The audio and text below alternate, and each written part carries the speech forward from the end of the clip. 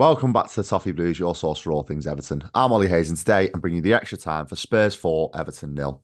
So yeah, let's head straight into this. I'm going to try and break it up into a few sections just to make it a little bit easier to dissect and give my thoughts on. And I'll start with the team news and my initial thoughts surrounding that. And I was very surprised to see that the main headline was that Roman Dixon was beginning giving his first start in an Everton shirt in the Premier League. And for me, I was very surprised to see that. I was very surprised to see that Dyche would opt for Roman Dixon. I did think he was going to go with Mason Holgate. I don't know if you saw the starting 11 show, but I did predict that Dyche would go for Mason Holgate at right back.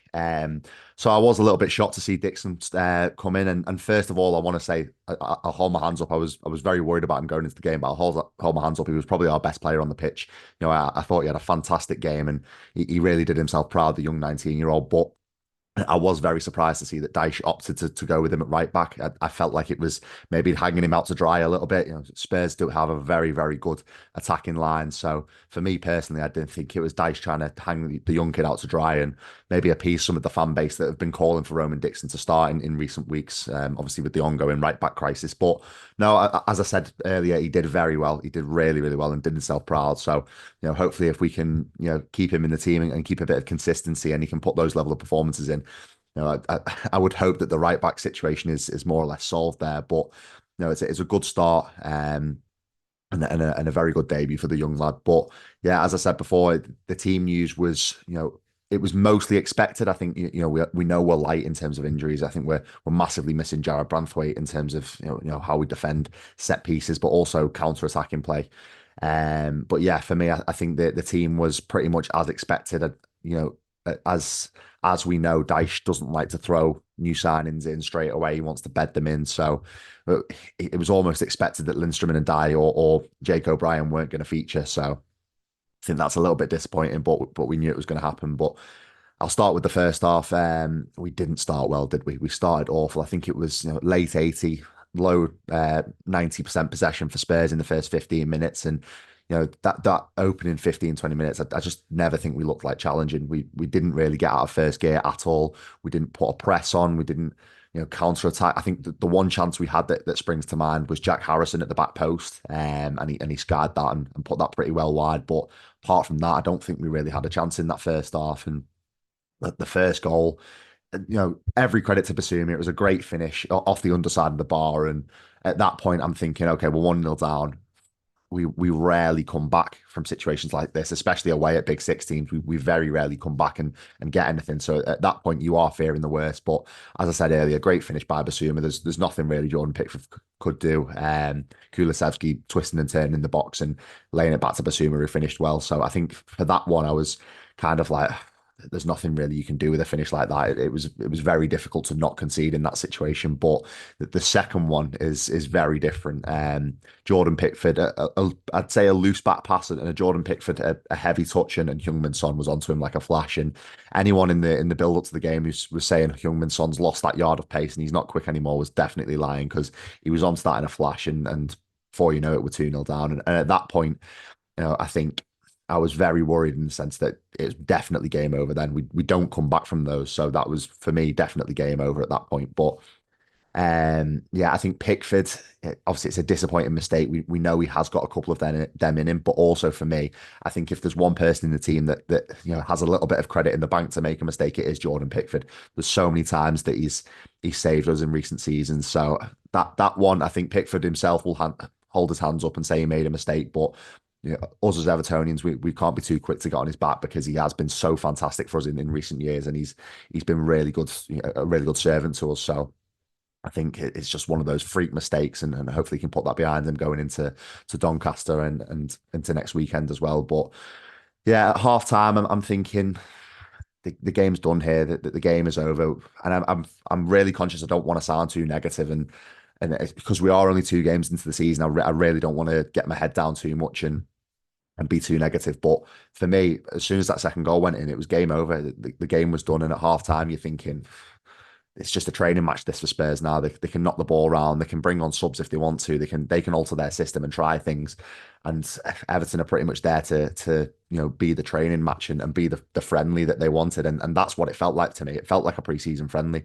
We didn't look up to speed. We didn't look like we were going to challenge at all. And Spurs probably had more difficult pre-season friendlies in the weeks prior to the season than they did yesterday. So I think that's for me the biggest thing. It was so disappointed that we didn't even get our first gear and look like we were even going to challenge. And for me, there is a manner of defeat. Obviously, there is a way to get beat, and I know that sounds mental, and I know that probably sounds really, I don't want to say negative, but and disappointing. But going to these big six teams, more often than not, you are going to lose. But there's a way you can approach it. There's a way you can try and either one, limit the damage, or two, even put up a fight and try and get a point, or even 3 points on the road. So I think yesterday we didn't show the correct manner of defeat.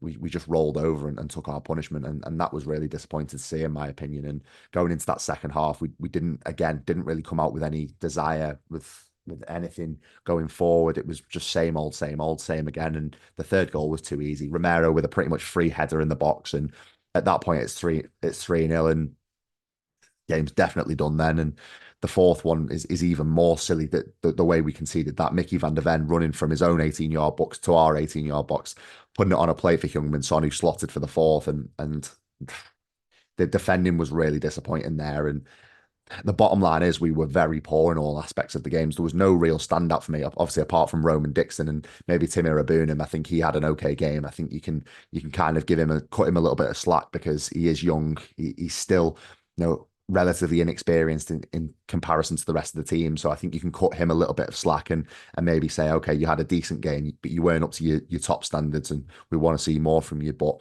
for me, the biggest things is Branthwaite missing is a huge loss, and we're really crying out for him to come back. But also James Garner for me. I think James Garner is a player that we're lacking in midfield. Idrissa Gana Gueye, I don't think had his greatest game in an Everton shirt yesterday. I don't think he really showed the experience that I've bigged up for so many weeks now. That the experience that Idrissa Gana Gueye has, I don't really think he showed that at all yesterday. I think there was a lot of individual mistakes, and there was a lot of misplaced passes. So I don't think he had his greatest game. And for me, it does feel now like we are really needing some players back from injury. Obviously, as I said before, Jarrad Branthwaite's the biggest one for me. His pace at defending counter attacks, but also his tackling ability and stuff. It's what we need. It's to be more solid in defence and go to these big six teams away from home. You need a player like Jarrad Branthwaite who's going to put in hard tackles, who's going to have the recovery pace to get there. And for me, he is a big loss at the moment. But I want to talk about Dyche as well, because I don't think he can escape any criticism. I don't think he's doing himself any favours at the moment. He's not really putting in the level of tactical requirement that you need at this level to win games or even get points on the board. I don't think he's doing that.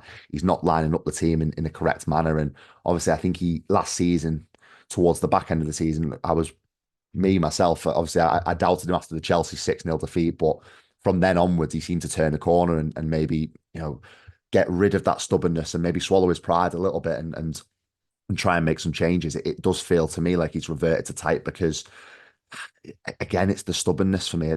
He's not really showing much want to change tactically, and yesterday was no different to that. I don't really understand what the game plan was yesterday going into that game. Was it to try and, I don't know, I'm not professing to have all the answers tactically, but I didn't really see what the the game plan was going into yesterday. Was it to just try and lose by as little as possible, or just try and make it difficult for Spurs? I'm not too sure, but one thing is for certain: just lumping the ball forward is definitely not going to win us football games. But I don't want to give all the stick to Dyche. I don't think he's the 100% of the blame. I think the players have to take some responsibility as well. Don't think the performances of some of the senior players in the squad have been up to scratch.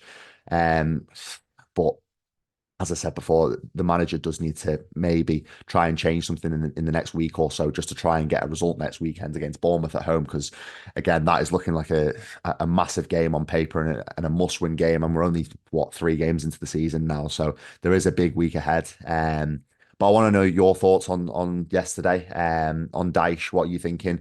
Are you worried about his job? Do you potentially think that he could lose his job in the next few weeks, or do you think he needs to make some changes tactically? I personally would like to see him make a few changes, a few tweaks, and maybe bring in some of the new lads.